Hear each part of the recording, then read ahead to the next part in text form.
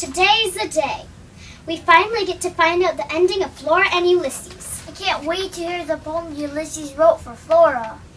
You know, there are probably some people in the audience that don't know what we're talking about. Maybe we should explain. That's a good idea. Parkview Center School tried a new adventure this spring. A whole new school read aloud.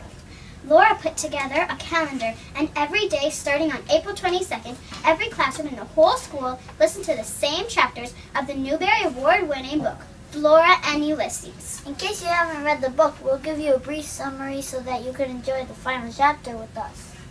Flora is a 10-year-old girl who is very lonely and sad because her parents have divorced.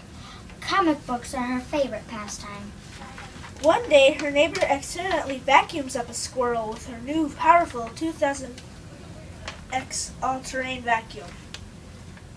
This dramatic event turns the squirrel into a superhero who is strong, can fly, types poetry, and understands. Flora names him Ulysses after the vacuum, of course. Flora and Ulysses have many adventures, from narrowing of escaping violence of the giant donut to learning about Blunder Misha while eating jelly sandwiches at the apartment of Dr. Misha.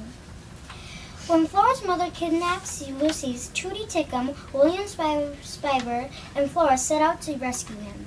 They all meet up at Dr. Measham's apartment, and in an emotional scene, realize that they all misunderstood each other and began working out things.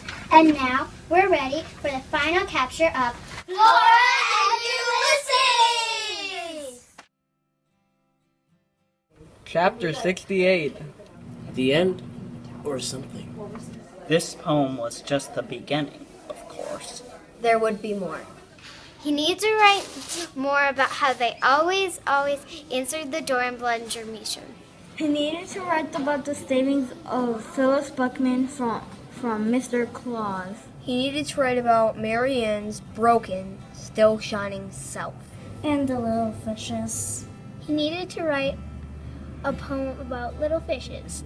Also, he wanted to write about things that hadn't happened yet. For instance, he wanted to write a poem where William Spiver's mother called him and asked for him to come home. And a poem where the other Dr. Measham came and visited this Dr. Measham and sat beside her and hummed to her and watched her sleep. And maybe there would be a poem about a horsehair sofa. And one about a vacuum cleaner. He would write and write. He would make wonderful things happen. Some of it would be true. All of it would be true. Most of it would be true. Ulysses looked out the window and saw the sun glowing on the horizon. Soon it'll be time to eat. A wonderful thought occurred to the squirrel. Maybe there would be donuts, giant donuts for breakfast. Epilogue. Squirrel poetry. Words for Flora. Nothing would be easier without you. Because you are everything. All of it. All of it. All of it. Sprinkles. Quarks. Giant donuts. Eggs.